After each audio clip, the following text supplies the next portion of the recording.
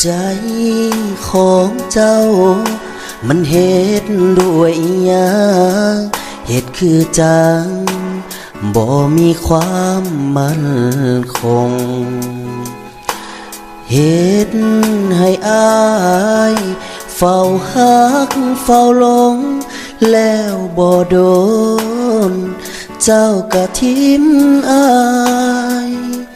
ไปลับลาเหตุแนวนี้หูบ่อายเจ็บหลายและอยากอายที่ไผกะโซกะสาว่าอายนี้จือทิมสัมมาสมน้ำหน้าแนวหน้าตาบ่หล่อยอมหาหัวใจสลายแต่บอกอายจักน้อยได้บอกอยากรู้ว่าเป็นอย่างน้อคือสิทิมอายเจ้าสิทิมอายได้จังไดสิทิมอายแบบง่ายๆจังสิแม่นบ่เจ้าสิทิมอายแนวนี้อายก็บ่มีแนวเว้าต่อแต่ช่วยบอกแน่ได้บ่เป็นยังน้อคือสิทิมอาย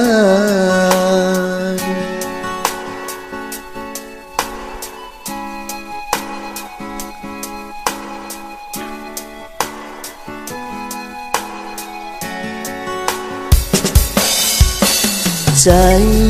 ของเจ้ามันเหตุด้วยอีหยังเหตุคือจังอายเป็นแค่ของตายใส่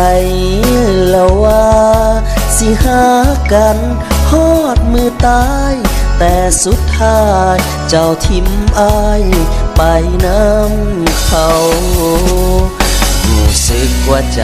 สลายแต่บอกอายจักน้อยได้บอกอยากรู้ว่าเป็นอย่างน้อคือสิทิมอายเจ้าสิทิมอายได้จังได้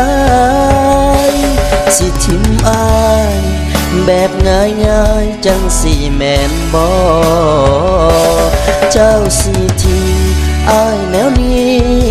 อายก็บ่มีแนวเว้าต่อแต่ช่วยบอกแน่ได้บ่เป็นยังน้อคือสิทิมอายเจ้าสิทิมอายได้จังได้